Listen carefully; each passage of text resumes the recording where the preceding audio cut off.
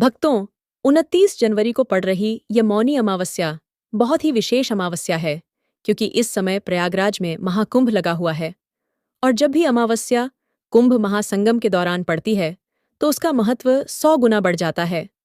भक्तों, जब 12 कुंभ के बाद यानी कि 144 साल बाद महाकुंभ लगता है, तब जो अमावस्या पड़ती है वह भक्तों अमृतम अमावस्या होती है। और आपकी जानकारी के लिए बता दें कि इस बार की यह अमावस्या महाकुंभ के साथ 144 वर्षों के बाद आई है।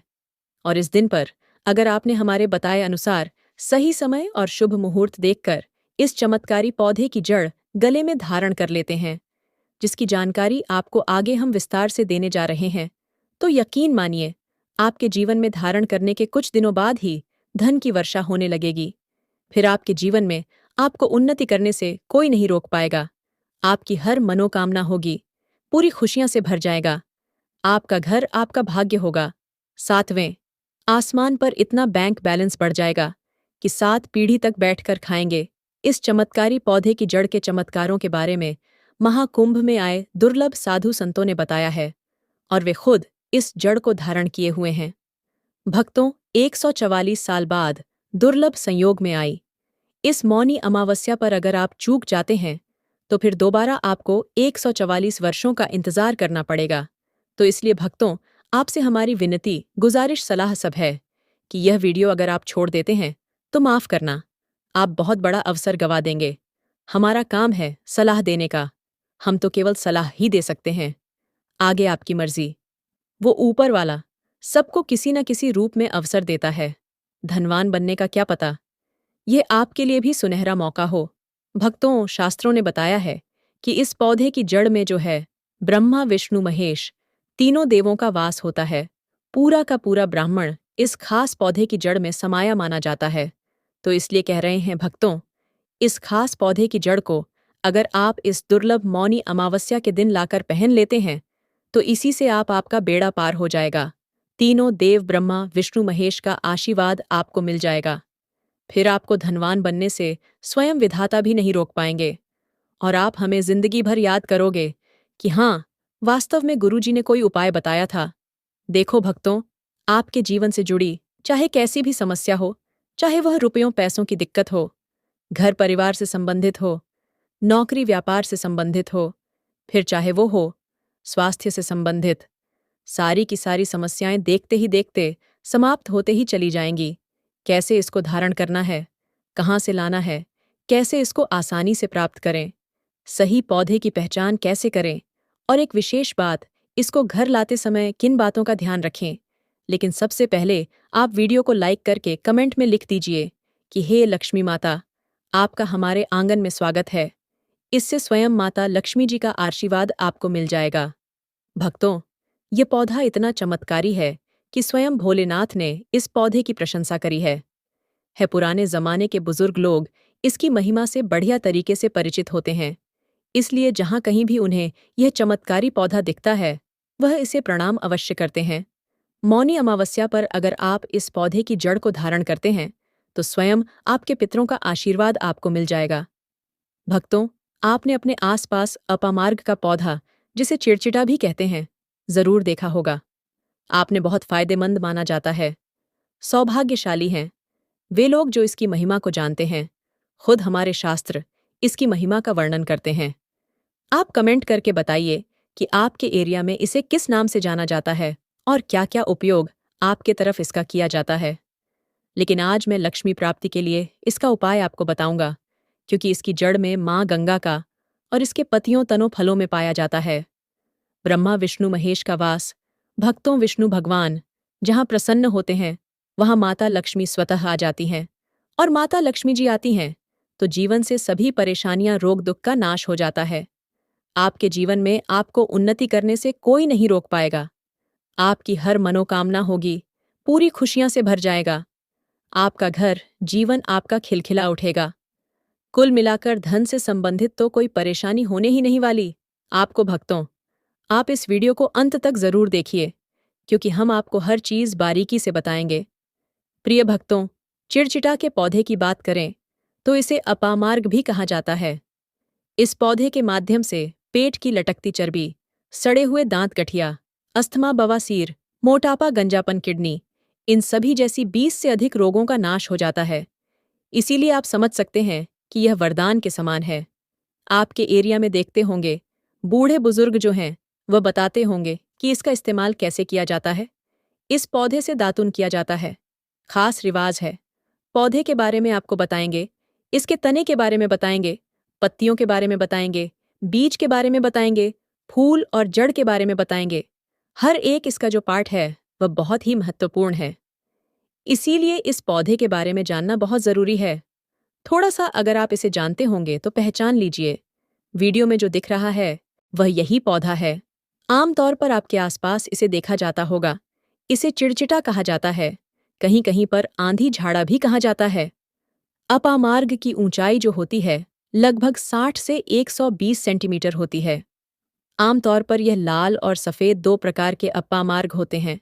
दोनों ही प्रकार का फायदेमंद है, लेकिन श्वेत जो होता है, उजला जो अपामार्ग है, वह बहुत ज्यादा फायदेमंद होता है। इसी का उपयोग आज हम आपको बताएंगे लक्ष्मी प्राप्ति के लिए तांत्रिक उपयोग में। लेकिन क्या क्या इसका इस्तेमाल करना है, कैसे उपाय करना है कि आपके जीवन में खुशियां आएं, पैसे, रुपए और गरीबी की जो परेशानी है वह दूर हो जाए। देखिए भक्तों, आज आदमी रुपया पैसा कमाने के लिए क्या कुछ नहीं करता, तो क्या आप 5 मिनट का समय निकालकर इस वीडियो को नहीं देख सकते हैं? क्या पता यह आपकी अंतिम वीडियो हो और आपको फिर कोई वीडियो देखने की जरूरत ना पड़े। भक्तों, अपामार्ग पर बीज नुकीले कांटे के समान लगते हैं। इसके फल छपटे और कुछ गोल होते हैं।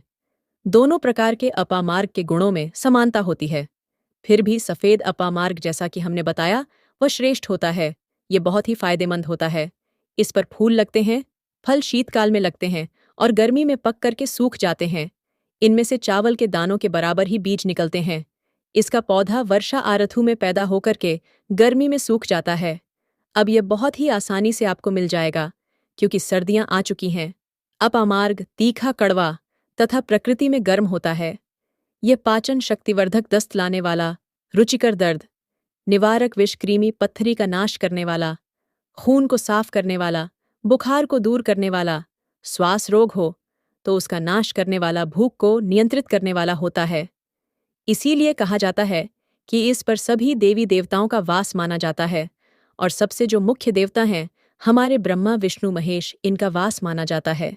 भक्तों, इसे आप मौनी अमावस्या के दिन धारण करने से मत चखिए। इससे आपको अपने पितरों का आशीर्वाद प्राप्त हो जाएगा, क्योंकि इस दिन पितृ जो हैं वो जागृत अवस्था में होते हैं। फिर आपके बारे न्यारे हो जाएंगे। दिन दूना, रात चौगुनी। आप अपने नौकरी कारोबार में उन्नति करने लगेंगे। चलिए थोड़ा सा इसको आयुर्वेद के रूप में पहले जान लेते हैं, भक्तों की इसके क्या क्या फायदे हैं। एक चीज और बता दें भक्तों, आपके इस उपाय करने से हमारा तो कोई निजी लाभ है नहीं, बस आपका यह उपाय सफल हो जाए तो हमारा उद्देश्य पूरा हो जाएगा कि हम किसी की मदद कर पाए। अगर आप हमारे आयुर्वेद शास्त्र पढ़ेंगे, उसमें मिलेगा आपको यह, और हम यह जानकारी कोई भी आपको अपनी तरफ से नहीं दे रहे हैं।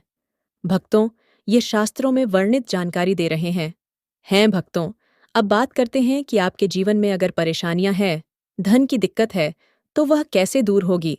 लेकिन सबसे पहले बीमारियों को दूर करने के बारे में जान लीजिए।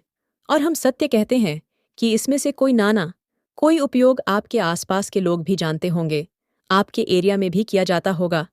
आपके जो बूढ़े बुजुर्ग होंगे वह जानते होंगे इस पौधे का उपयोग कैसे किया जाता है। और तो और, हम आपको शुरू से ही बता रहे हैं कि इस पर सभी देवताओं का निवास होता है। अगर शनि की साढ़े साथी से परेशान है तो भी वह दूर हो जाता है। भक्तों, आप जानते होंगे कि कर्ण की साढ़े साथी जिस पर हो जाती है, उसके जीवन में कभी सफलता नहीं आती है। उसको बहुत दिक्कतों का सा सामना करना पड़ता है, मुश्किलों का सामना करना पड़ता है।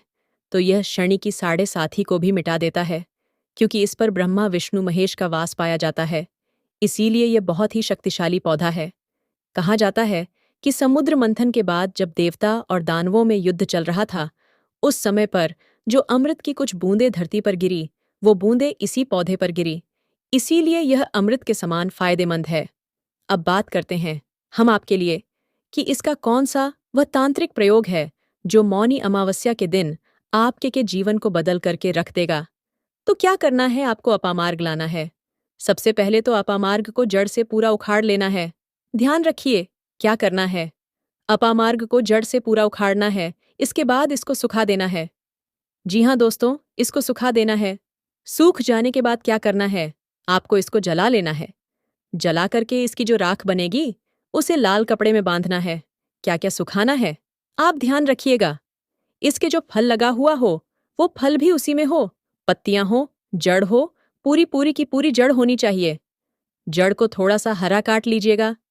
जब हरा रहे सूखे, तभी ही काट लीजिएगा। उसको जलाइन लीजिएगा। इसके बाद इसको पूरा जला दीजिएगा। जलाने के बाद उस राख को क्या करना है? आपको लाल कपड़े में बांध लेना है। और उसमें एक जो कौड़ी होती है, जो माता लक्ष्मी के लिए कौड़ी बहुत ही शुभ मानी जाती है, उसको रख दीजिएगा। अब इस लाल कपड़े में आपको गांठ बांध देनी है और इसको ले जाकर के एक लौटे में भरना है।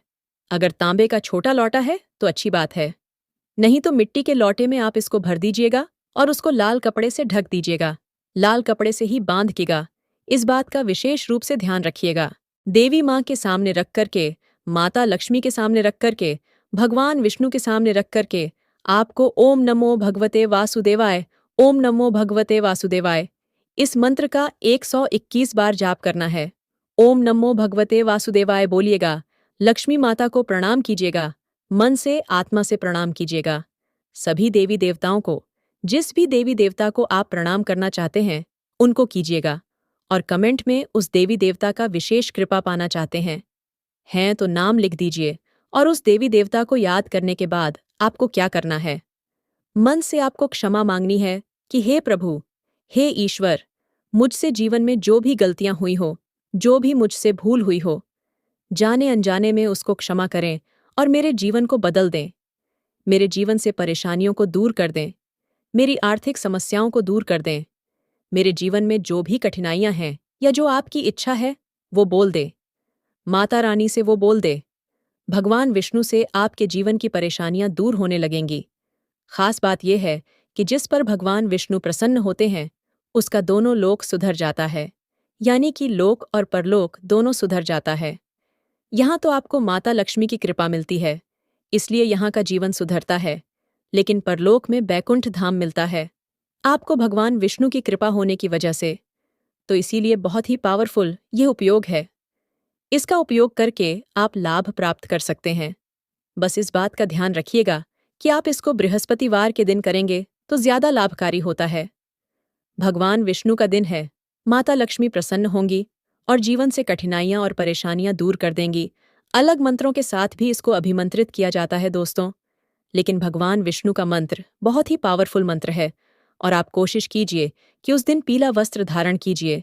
पीले फूल चढ़ाए भी कर सकते हैं और पीले रंग का मिष्ठान बना करके आप उस दिन बांट भी सकते हैं प्रसाद के रूप में चढ़ा करके। इससे भगवान विष्णु की असीम कृपा प्राप्त होगी और जीवन से परेशानियां दूर हो जाएंगी। पूरे साल भगवान विष्णु जी और माता लक्ष्मी जी की कृपा से आपके घर की बरकत होगी, आपके घर की उन्नति होगी, करियर कारोबार में आपकी उन्नति होगी, धन सुख वैभव ऐश्वर्य की आपको प्राप्ति होगी। आपके नवग्रह हमेशा आपका साथ देंगे और फिर आपको अपने जीवन में किसी भी प्रकार की समस्या, कष्ट और दिक्कत का सामना नहीं करना पड़ेगा।